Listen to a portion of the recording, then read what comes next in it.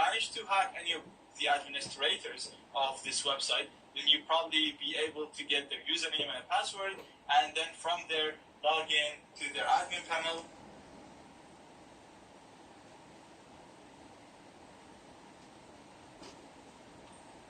Or to SSH, to any services that they use to manage their website. If both of these ways fail, then what you can do is you can try to test the web application, because as I said, the web application is just an application installed on that website.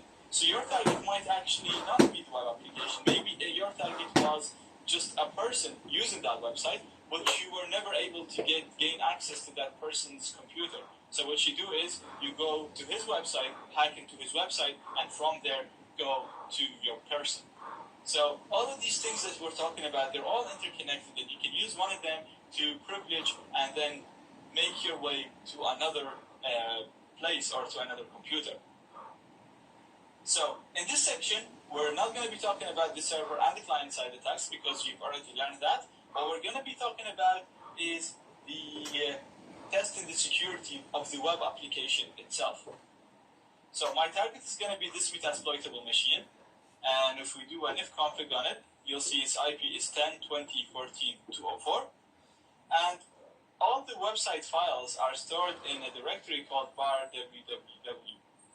And you can see that we have our php.info, and we have utility, dbwa, and phpMyAdmin.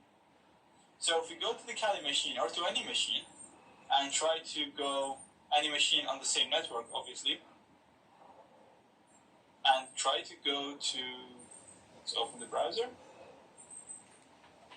and if we go to 10.20.14.204, you'll see we have a website here made for Metasploitable. So as you can see, a website is just an application installed on the web browser, and you can see that you can access any of these websites right here and use it and test its security. Another thing is the DVWA uses a username and a password to log in, and the username is admin and the password is password. And once you put that, then you can log in. You can also modify the security settings. So if you go on the DVWA security, I'm going to be setting it to low, and I'm always going to be using it as low in the upcoming sections, because this is just an introductory course, so we're only going to be talking about the basic ways of discovering a web application vulnerabilities. And the same with the Metalday web application. So if we go to it here, make sure that your security is set to low. So my security is set to 0 right here.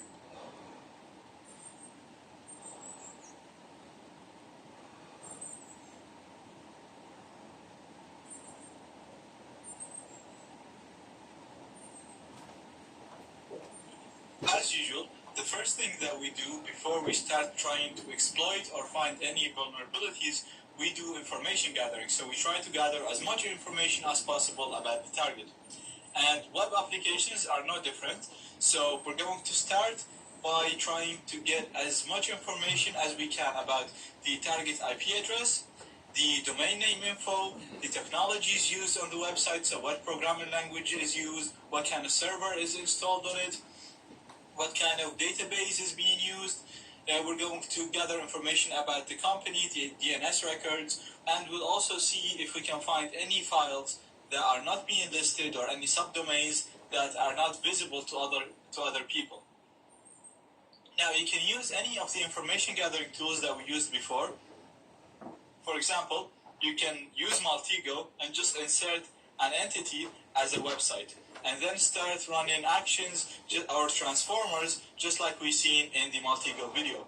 I'm not going to be explaining that because it's exactly the same as we did it with a normal person, so I'm going to be skipping through that. You can also use ZenMap like we did before, or even Nexpose, and test the infrastructure of the website and see what information you can gather from that. Again, I won't be going over that because we've seen it. There is no difference between a website or a normal computer. As I said, a website is just another computer. So what I'm going to be focusing on is technologies that you'll only see in websites, such as domain names, DNS records, and stuff like that, that you won't be able to use or we haven't seen before in the previous videos. So, the first thing that we're going to have a look on is WhoisLookup. WhoisLookup is a protocol that's used to find owners of internet resources. For example, a server, an IP address, or a domain. So we're actually not hacking or doing anything. We're literally just retrieving info from a database that contains information about owners of stuff on the internet. So, for example, when you sign up for a domain name, if you wanted to register a domain name for yourself, for example, zaid.com, when I do that, I have to supply information about myself, my address, and then the name will be stored in my own name, and people can see that Zaid owns this domain name. So this is all we're going to do. If you Google WhoisLookup, you'll see a lot of websites providing this service. So I'm using whos.domaintools.com, and I'm just going to put my target domain name, and I'm just going to use isecurity.org.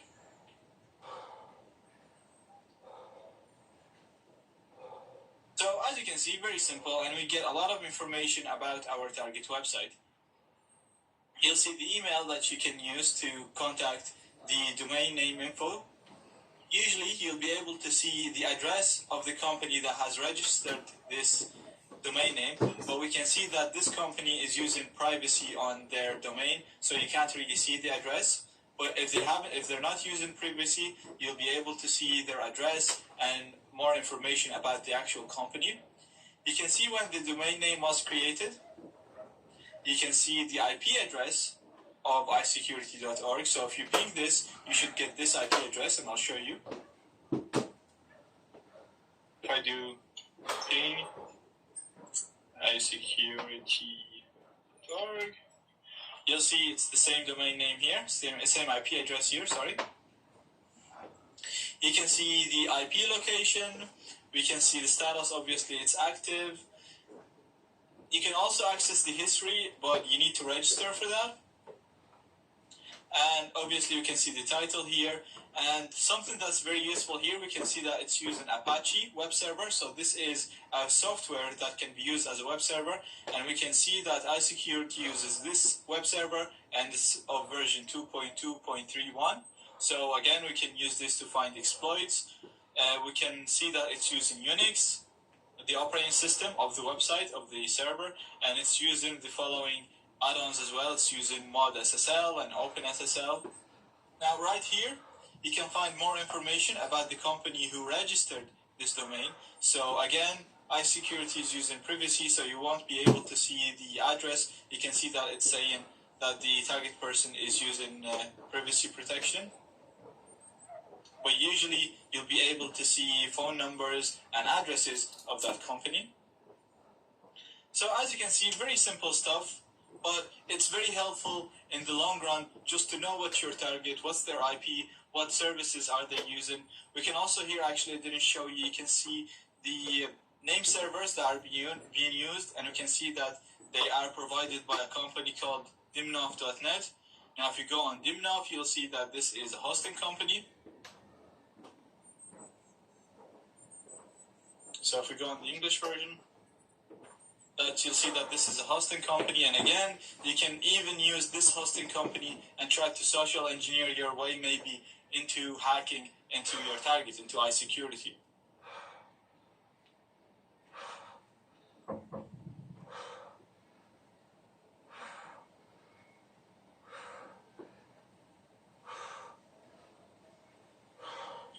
Today we're going to learn how to get information about the technologies used by the target website. So we're going to use a website called Netcraft, and I'm going to put my target here, and as you can see I already put it there, isecurity.org. So I'm just going to hit enter. And again, first of all, you'll see some basic information such as the website title, the description, the keywords, and when the website was created.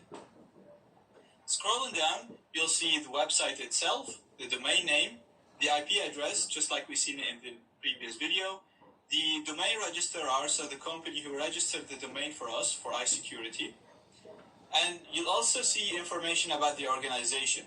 And here you can't see it for this example because iSecurity is using privacy protection, but usually you'll be able to see it and see more information.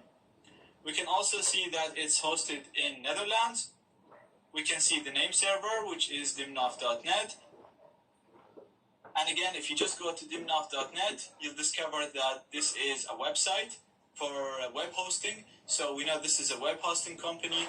In worst case scenarios, we can use this or try to hack into Dimnof itself to gain access to iSecurity. Scrolling down, you'll see history of the hosting companies that iSecurity used. And we can see that the latest one is this one, and it's running on Linux with Apache. Same server that we see in the previous video, 2.3.31, with Unix mod SSL and all the other add-ons. Again, this is very important to find vulnerabilities and exploits on our target computer. In the security section, you'll see if the website has any spam, and you can see that it doesn't really have any spam. Scrolling down on the web trackers, it will show you the third-party resources or applications used on our target. So we can see that our target uses Google Analytics, Google CDN, and other Google services. So this could also help us to find or gain access to the target computer. The technologies is one of the most important tabs or sections in here because it shows us the technologies used on the target website. So we can see it's using Apache web server. We already know that. On the server side, we can see that the website uses PHP.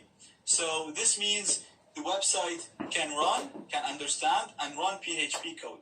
This is very important because in the future, if we manage to run any kind of code on our target, then we know this code should be sent as PHP code. So if we're creating payloads in Metasploit or even Veil Evasion, we should create them in PHP format, and the target website will be able to run them because it can support PHP.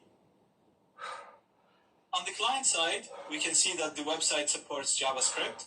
So if you run JavaScript or if you manage to run JavaScript code on the website, it's not going to be executed on the website. It will be executed on the users who see the website because JavaScript is a client-side language and PHP is a server-side. So if we manage to run PHP code, it will be executed on the server itself. If you manage to run JavaScript, it's going to be executed on the users or the people who visit the website. Same here with jQuery. This is just a framework for JavaScript. Scrolling down, we can see that the website uses WordPress. This is very important. So Netcraft will also show you any web applications being used on the website. So WordPress is just a web application, so you could see other examples in your case. And it's an open source web application that a lot of other websites might have. The good thing about this is you can go and find exploits or vulnerabilities within this web application. If you are lucky enough to find an existing one, then you can go ahead and exploit it on the target website. So, for example, we have WordPress in our example, and I'm going to go to exploit database. And if we go on the search here, so I'm just going to type in WordPress here, and I'm going to say I'm not a robot. Then we're going to search. And as you can see, we managed to find a lot of exploits related to WordPress. Now, these are related to different versions of WordPress, so you need to make sure that you have the same version on your target. And we'll have examples to see how to use exploits like these, but it just shows you how powerful information gathering is. Again, going down, you can see that the website uses cPanel. This is another web application. It's a hosting control panel. Again, you can go on exploit database and see if you can find any vulnerabilities or exploits related to it. And you can also find other information such as that the website uses HTML5, uses CSS, and all that kind of stuff. So Netcraft is really useful. From it, we managed to know that the website runs PHP, or runs JavaScript. It uses WordPress, so we can use WordPress to hack into the website, and cPanel. And We can also, if we go up, we also managed to know the web hosting, or even we found that in the previous video, that Dimnov is the web hosting company of this website. So in worst case scenarios, we can try to hack into that web hosting and gain access to our target website.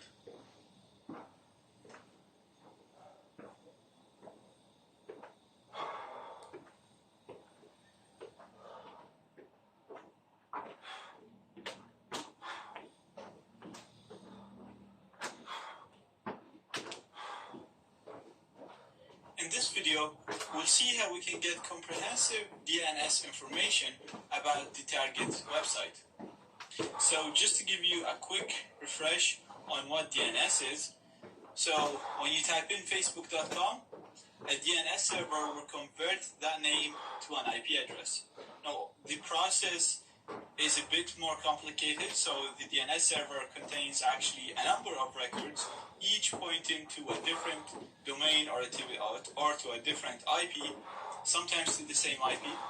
So, but in general, you request a domain name, it gets converted to an IP address.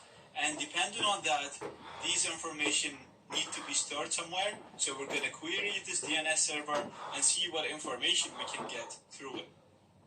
Now we're going to use a website called robtex.com, and I'm just going to put the target website that I want to get information about. So I'm going to type isecurity.org, and I'm going to hit enter to get a report. Now, as you can see, we will get a big report, so there is a lot of information in here, but you can actually use the buttons in here to navigate to any of the sections below. So if you want to directly go to the records or to go to the SEO, all you have to do is just click in here and you'll go directly to that section. What we're going to do right now, though, we'll go over all the sections one by one and see what kind of information we got. Now keep in mind the order of this information might be different, but you should have the same sections. So in the analysis, you can see we have general information about the target. So you can see that it's telling us that iSecurity has 3 name servers, 5 mail servers, and 1 IP address. We can see the name servers used by iSecurity, and DigitalOcean is the hosting company that iSecurity is using at the time of recording this lecture. So this is very, very useful because you can go to DigitalOcean right now, you'll see the hosting company, and then you can pretend to be them and communicate with iSecurity, telling them that you're signing them up for a better hosting, you're giving them something because they are a VIP customer, and ask them to log in. Obviously, they'll be logging in to a fake login page, and that way you'll steal their information. You can tell them that there is a policy change that they have to accept, and again, ask them to log in and steal the information that way.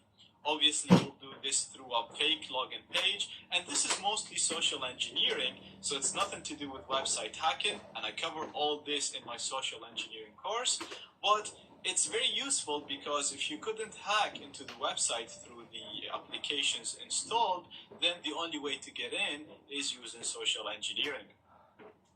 Now, below this, we can see that the target is using Google Mail servers, so they're not handling their own emails, they're using Google to handle their emails. Again, you can communicate with the target pretending to be Google and get them to do something or to log into a fake page and steal information that way. You can also see the IP address of this website, which can be used to discover other websites installed on the same server, and this is very, very useful because if you couldn't hack into your target website through the applications installed on that website, then you can try to hack into any website installed on the same server, and if you manage to do that, then you can actually navigate to your target website because they're all essentially installed on the same computer. And we'll talk more about that in the next lecture. And below right here we have a number of similar domains to our target. Now these might be completely irrelevant, but you can have a look and see what you have. navigating to the quick info, again, you can see the domain name, you can see the TLD, we have the IP address, the name servers. Again, like I said, they're useful because they usually give us information about the domain hosting company or the hosting company hosting the website itself. And we also have the mail servers like we see before, it's Google Mail, so that all can be really, really useful. The reverse section will perform reverse DNS lookup. So as I said at the start of the lecture, DNS is used to translate domain names into IP addresses. In a reverse lookup, we use the IP address to see which domains link to this IP address. And like I said previously, this can be very, very useful because we'll be able to discover other websites hosted on the same server, and we can hack into any of these websites and from there gain access to our target. But with the reverse lookup, you won't always get all the websites installed on the same server. Therefore, in the next lecture, I will show you a better way of doing that. But if you really want to see the results of the reverse lookup, you'll have to log in. So I'm actually going to open a new tab. I'm going to go to Robtex again. And I'm going to click on login right here. And the only way to log into Robtex right now is through Google. So I'm going to click on Google. I'm going to click my email. And that's it, we're logged in. So I'm going to close this. And we're going to refresh in here. And if we scroll down again to the reverse right here, we have the results of the reverse lookup. And you can either download this as a CSV or view it as a HTML. So I'm going to choose to view it as HTML in a new tab.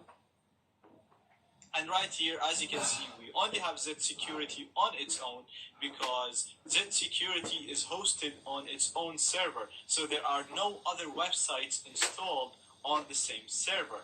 But like I said, if there are other websites hosted on the same server, then you'll be able to see them in here in the reverse lookup. Now, going down, we can see a more detailed breakdown of the DNS records. So you can see here we have information about the A record, and this is the record that's used to translate the domain name into an IP address. So you can see that isecurity.org links to this IP address, which is the IP address of the server hosting or containing the files of the website. Scrolling down, we have more SEO information, search engine optimization info. We have the web trust reputation of this website. We have the Alexa ranking. In the share tab, we have the IP of the target website. Again, like I said, we can use this to get websites installed on the same server. We have a graph representation of all the information we gathered. We also have a history section. This is actually very, very useful because you can use this to track all the changes to the DNS info of the target website.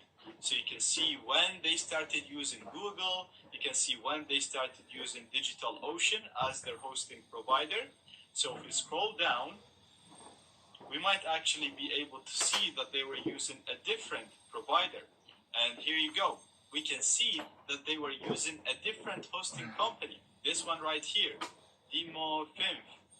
I hope I'm pronouncing that right. But right now, as we can see, they changed and they switched to a different hosting company, DigitalOcean. So again, you can even contact them pretending to be this company and tell them that you're going to sign them up for a better offer, or pretend that they violated one of your terms and conditions and ask them to log in to do something. When they log in, you can serve them a fake file, a backdoor, or again, use the login information, get them to log in through a fake web page and steal the username and password.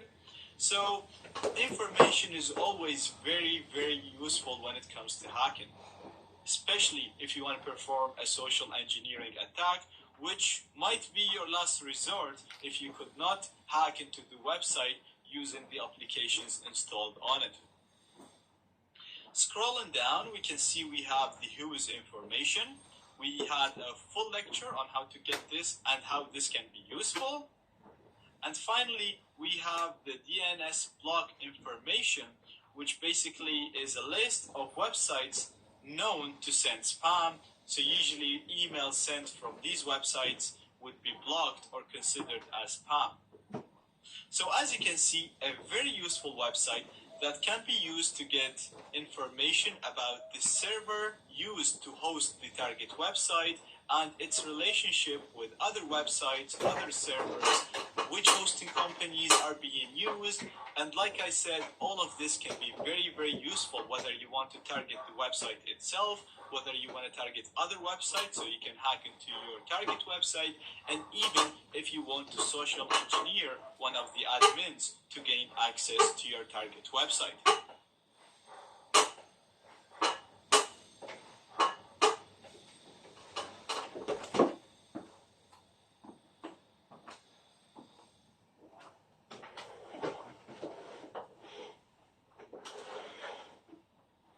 In this lecture, I'd like to highlight a very important note when it comes to website penetration testing. Websites are installed on web servers on normal computers, like we said before. These normal computers have IP addresses, and using the IP address, we can access our target website. Now, in many scenarios, your target website or your target server will contain a large number of websites. So it'll have the website that you're looking for, that you're targeting, but it'll also contain other websites on the same server, so on the same file system.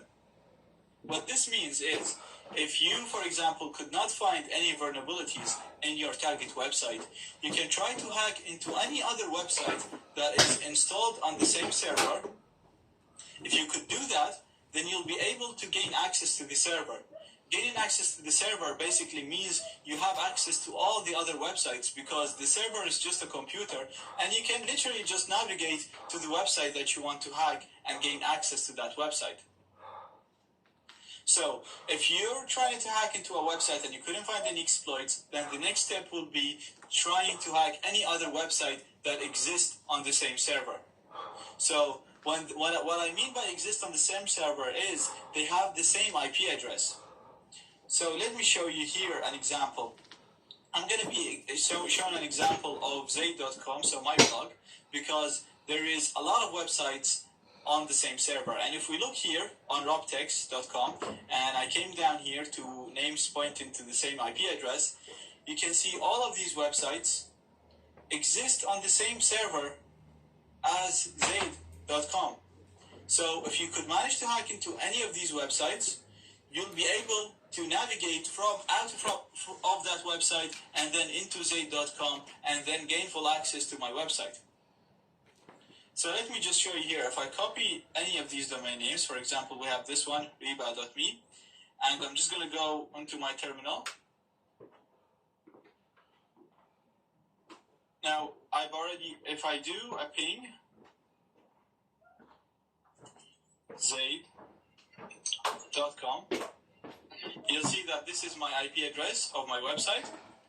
And if I do a ping on one of the websites that exist, and it's for now we're using reba.me, so if I go ping reba.me, you'll see that both websites have the same IP address.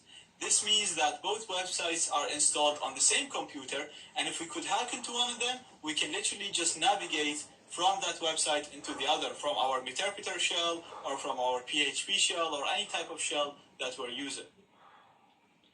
Another way of finding websites on the same domain is using Bing, and it's a really simple way. So if you just go on Bing, and I'm just going to put IP, and then I'll put the IP of my target website.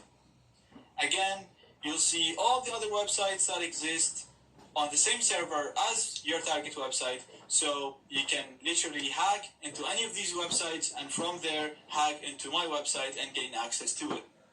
This is very important because in many cases your target could be very well secured, but the server itself is not secure, so you can manage to hack one of the other websites and then navigate through the server to your target.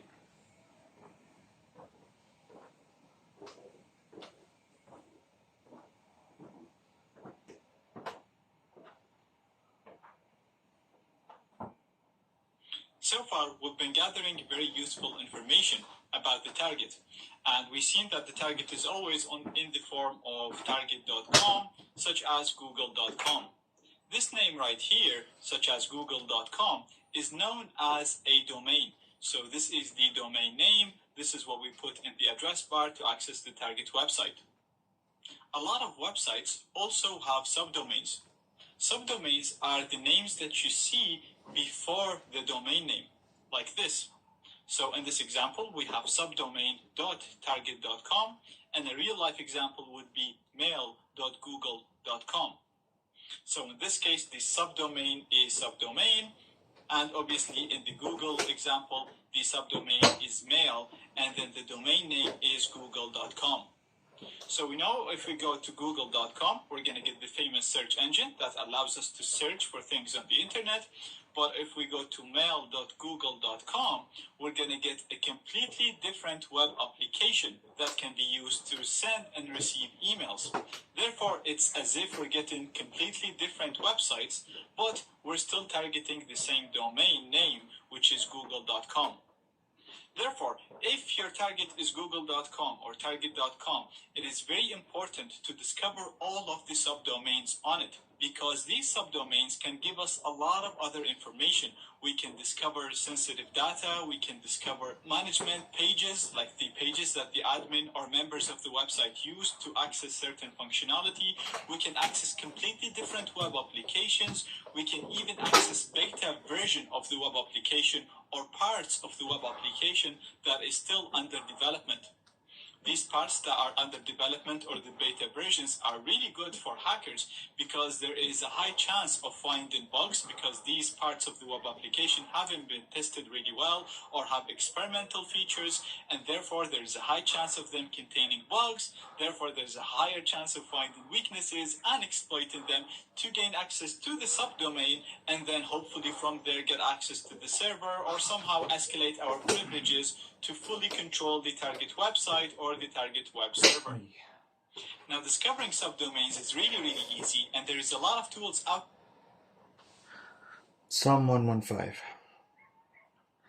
Not unto us, O Lord, not unto us, but to your name give glory, because of your mercy, because of your truth. Why should the Gentiles say, so where is their God? But our God is in heaven. He does whatever he pleases. Their idols are silver and gold, the work of men's hands. They have mouths, but do not speak. Eyes they have, but do not see. They have ears, but they do not hear. Noses they have, but they do not smell. They have hands, but they do not handle. They have, but they do not walk. Feet they have, but they do not walk. Nor do they mutter through their throat. Those who make them are like them. So is everyone who trusts in them. O Israel, trust in the Lord. He is their help and their shield. O house of Aaron, trust in the Lord. He is their help and their shield. You who fear the Lord, trust in the Lord. He is their help and their shield. The Lord has been mindful of us. He will bless us. He will bless the house of Israel. He will bless the house of Aaron. He will bless those who fear the Lord, both small and great. May the Lord give you increase more and more, you and your children. May you be blessed by the Lord, who made heaven and earth. The heaven, even the heavens, are the Lord's, but the earth he has given to the children of men. The dead do not praise the Lord, nor any who go down into silence. But we will bless the Lord from this time forth and forevermore. Praise the Lord.